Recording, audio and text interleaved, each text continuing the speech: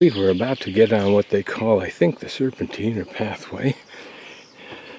This intersection includes a walkover or flyover, as they sometimes call it, to some other part of this complex. As I go that way to Gutman Cave, but I really want to go down along the river. At the very least, this is a pretty walk. I wonder if these fungi indicate rot inside the tree. There's moss on the outside of this one. Don't know.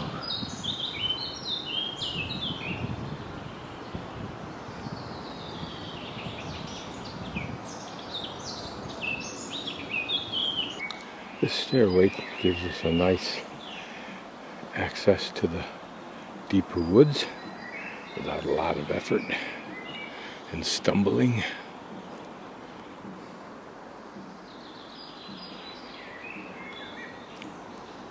Having just come off the hillside, we're now on the flats, the river off to our right somewhere, and this wetlands, and a nice river walk, if you will, to Gutman Cave. The sign, these soft sandstone cliffs have become a graffiti person's haven.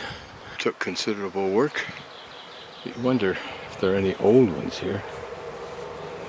Ones by the families that lived about. Sushi and Armen, 2003. Hope it worked out, kids. Put a giant footprint. I think this wetland is part of the river. A couple of ducks sitting on a duck box. A pretty place to go for a walk, of which there must be many in a country that something like 80% of its surface is forest. I think I've arrived at Gutman Cave, but there's absolutely no sign indicating it. Presumably this was the place where Madia, Griff, and Victor, her boyfriend, would meet. And this is also where she apparently died in the early 1600s. More graffiti.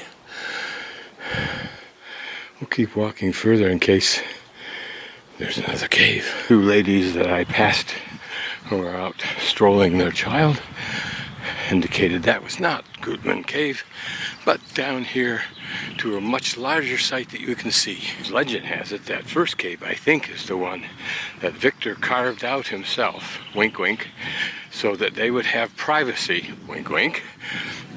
Pilgrims, parentheses, tourists, close parentheses, that would come to Gutman Cave. I'd be too thrilled by finding the cave.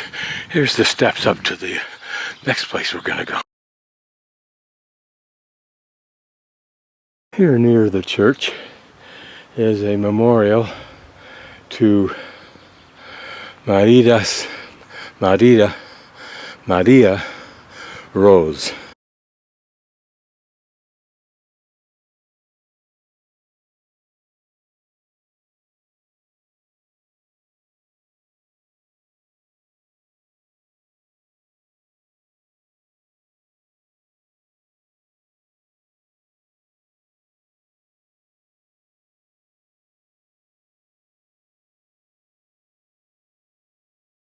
Interpretive sign relates the story, the legend, the myth of Maria and Victor and that scurrilous person in the background who killed her. Although given the advice she gave him, it's no surprise she died. This is Gutman Cave. Imagine what effort it took for these people to get this graffiti up here. They bring their own crane in or hang off the side. Notice the big shoe mark over there. These people put some heavy duty effort into this. And to correct myself perhaps again, maybe this cave is the one that Victor built so they'd have some privacy. Doesn't seem to give as much privacy as the other one. On the other hand, it's a little bit larger. This is probably one of the most impressive graffiti sites I think I've ever seen. Of course, it includes the past as well as a great deal of the present.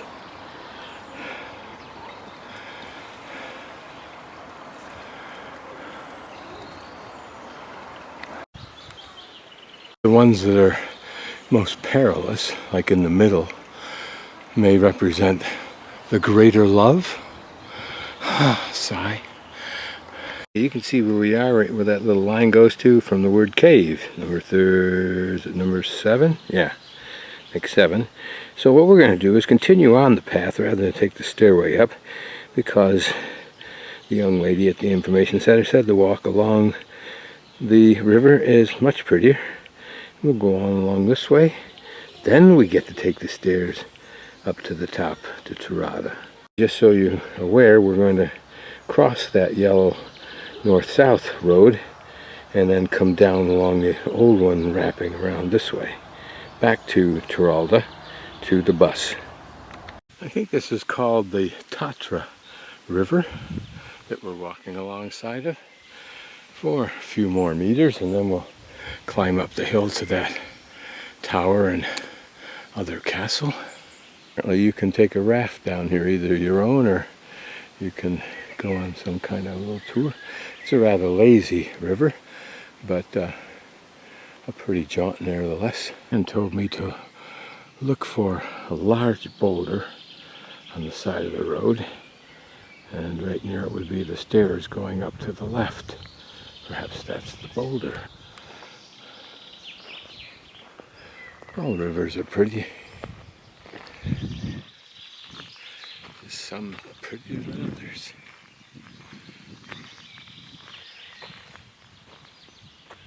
I wonder how far you can go out into those huge lakes that I could see on the map. So I got to this thing, my fear was that it was really just a stump, but as you can see, it's been a rock that's been worked in the center in a circle.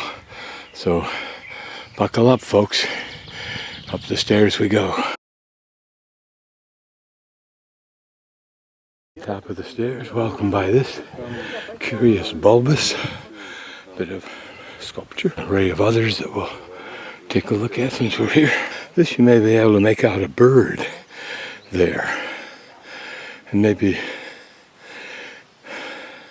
fish tail.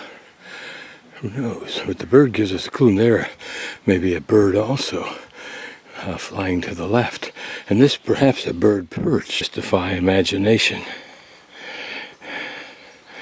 Or not. This is interesting.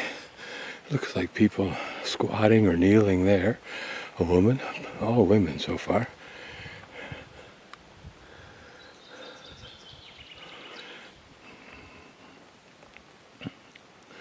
Perhaps it represents the collective power of women.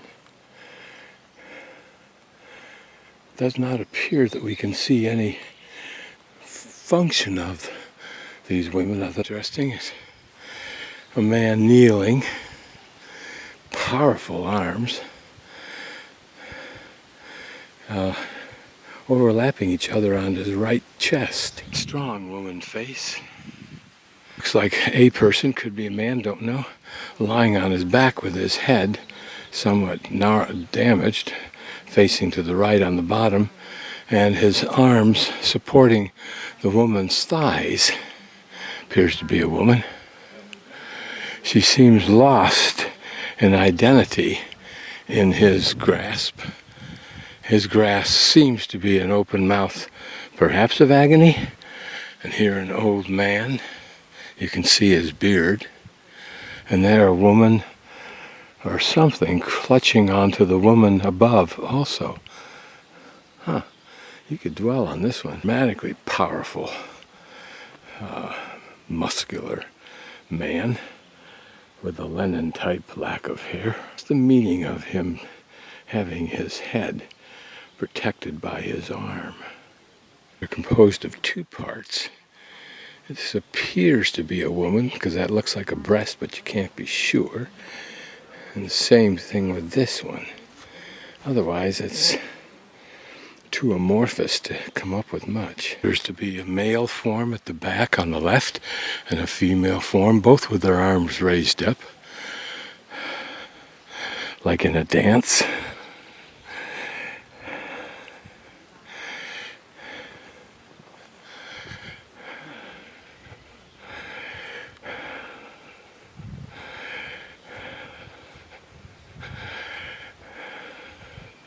but they're facing each other. They're not. She has her back to his front. From this side, nothing stands out except maybe a bent knee